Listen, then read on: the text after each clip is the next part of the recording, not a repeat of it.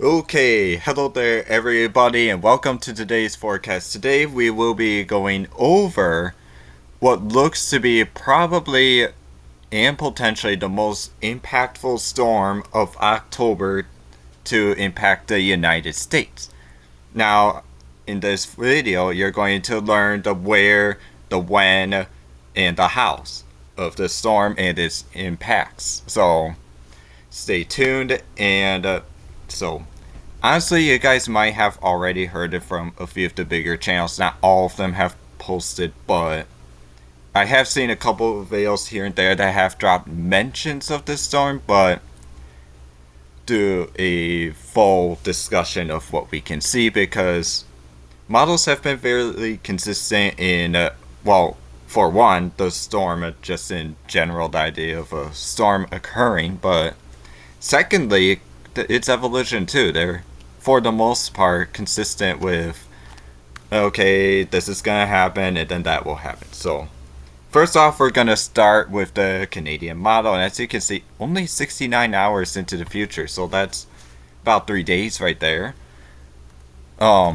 So what you're going to be seeing starting Tuesday, October 10th, just mainly scattered rain showers in the Pacific Northwest, but especially by the Pacific coast. And it's gonna stay like that for a couple days, and then as we head into the early morning hours of Wednesday, you'll notice that we might start seeing snow in the higher elevations of Wyoming, Montana, and Idaho. Now, again, this is the Canadians, but I will be going over all of the model resolutions. So, starting around Thursday, according to the Canadians, when you'll really start feeling impacts for the most part, overall at least, with the exception of this region, their worst is already past. But as you can see, the Canadian now depicts widespread heavy mountain snowfall, among which there could be some significant snow accumulations, and I will be going over that portion of the forecast later. Also some snow showers up there, but what you're gonna notice is that over here, and this is the strongest low pressure system to drop down that far south, let alone in Kansas, according to the Canadian, at 988 millibars. So that's already pretty strong as is, but also you'll notice the isobars are fairly tightly packed. Now, typically what you're gonna start getting is that you're going to get warm air advection, so in this case, stretching this way. And with that type of pressure gradient, that means you're going to have strong south and southwesterly winds blowing this way, which will cause a surge of warm air, but it will also transport some moisture, and that's where you're going to get this massive precipitation shield, although it only gets larger, and that's not just this model showing it. So, skip ahead to about mid-morning Thursday Central Daylight Time. It's weakened a bit in terms of pressure, but as you can see, the rain has not let up any, and if anything, it's covering more ground. And also, in the Badlands, some snow. So, it is possible that the Badlands may see their first snowfall of the year, well, the season, I should say, from the storm. And the winds will only be getting stronger because although the storm itself is weakening, the pressure gradient's tightening. So, and then also, the snowfall will be continuing, and that will be with the help of plentiful amounts of cold air coming down. And then you'll notice that it stalls there for a good day, but beginning evening Thursday also shows potentially some severe threat. Not anything too significant, but some damaging winds and large hail do appear to be the main threats according to this model.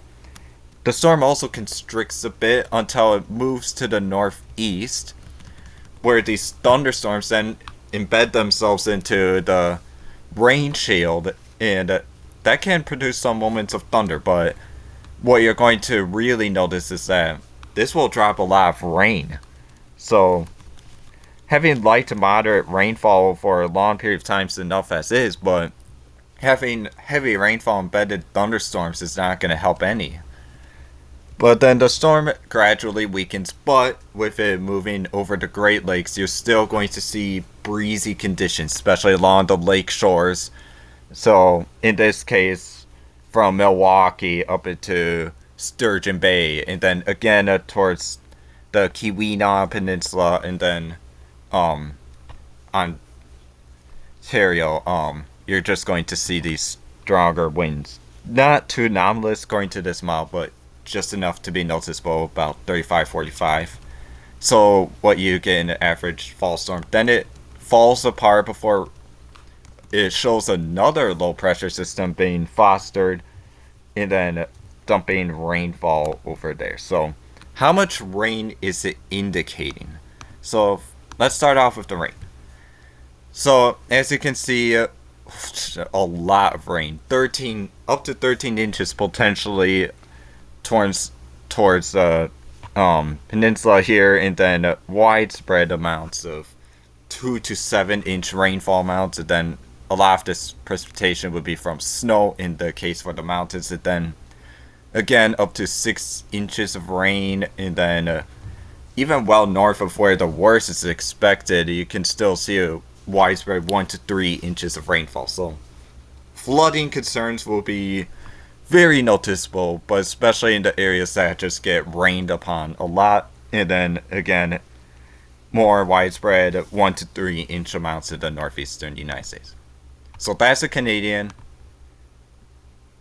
Oh, actually, real quick, I'll also show you the snowfall amounts. Go for the 10-to-1 ratio since it will be a wetter snowfall. And there it is. Okay. So as you can see, indicating up to 22.5 inches there. In the Badlands, up to a foot plus. Colorado, you could be also looking at up to a foot in the higher elevations. So for now, Canadian at least is indicating that, especially if you're in Wyoming and Colorado and Idaho, you should be on the lookout for a potentially heavier snowfall. But also, western Nebraska, it is possible that if just enough cold air wraps in behind the system, there might be some snow coming in. Now for the GFS. Now, one thing I will have to warn you about this model in particular is that it has been keeping things too warm for the most part. Why? It has had the ground being consistently drier than it actually is, and especially a prevalent problem for these areas. But with that warmer resolution, and I'm going to show you here. So again, Tuesday into Wednesday, widespread rain showers and scattered snow showers in the higher elevations at least. Moving into the Pacific Northwest before you see a prominent low start to foster down here, but it hasn't been even stronger than the Canadian resolution at 984 millibars, but as tight as the pressure gradient it will only get tighter. Not by much, but tighter is tighter. And then it weakens it a bit more quickly, but also sustains it a bit longer. Again, same concept. You have the overreaching rain precipitation shield, the snow on the backside, and then some rain showers sticking around the lower elevations of eastern Montana. And then again, gusting winds potentially being a somewhat concern. And then it has the snow being well into the Panhandle of Nebraska, even past that, in a bit into southern South Dakota. It has been pretty consistent with bringing in more snowfall into Nebraska, although I do not think it should get that problematic and that widespread. And then this time it has actually trended further south with the track of the storm, although this model has been pretty inconsistent. For example, last run, it had the worst occurring more towards southern South Dakota and into southern Wisconsin and Michigan, and then again to New York. But this time around, it sticks it more towards Nebraska, Iowa, and then a little bit of southern Wisconsin, and then Pennsylvania and New Jersey. So, in terms of rainfall, what are we looking at? So, skip a bit more ahead because I didn't do enough. Come on, load. Okay, so according to it, so again, heavy rainfall amounts. It's not as detailed as the Canadian, so obviously rainfall amounts are a bit reduced. It can't really do down to the ground and mesoscale features. But here's what it shows. Again, widespread 3 to 6 inch rainfall amounts. And then again towards Nebraska, you could be looking at 2 to 4 inches of rain. The same story continues into northern Illinois, Iowa, and then, I mean, being a little more sparse, 1 to 2 inch rainfall amounts before being more impactful again towards the northeast. And what about the snow? What about it? There you go. Widespread 6 to 12 inch amounts of locally higher amounts possible, especially over here. Jeez. And then this is the most widespread of it. Widespread advisory amounts and maybe even low end warning amounts, although I think, well, actually they might issue a warning if those were to play out, just because it'd be the first snowfall of the season. Obviously people aren't going to be used to snow, so they probably go for a warning if that were to be the case. Now finally, let's look at the GFS ensembles. Let's see what they're saying. So let's start off with the mean snow accumulation. So as you can see, looks like right now northwestern Wyoming towards the Yellowstone area, and then again in the Rockies of Colorado and into southern Wyoming, you could be looking at the highest probability of a widespread heavy snowfall in the mountains, at least. Then again, Badlands, and I'll have to pay attention to this in later outlooks, but if this potential continues, then I'll have to highlight a probability, obviously, of maybe some moderate snowfall towards the backside of the storm. It will be very wet and sloppy if that is the case. Maybe even a bit of snow accumulating in the Panhandle. Again, we'll have to see.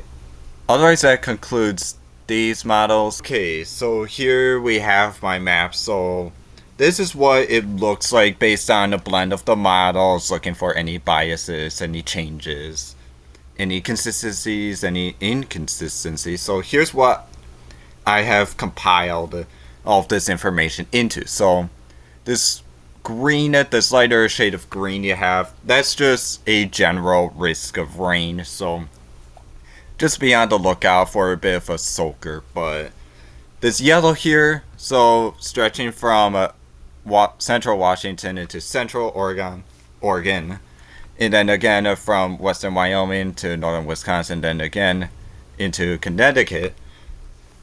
That's the moderate zone. Now, in the moderate zone, there may be some flooding risk, maybe 1 to 2 isolated 3-inch amounts.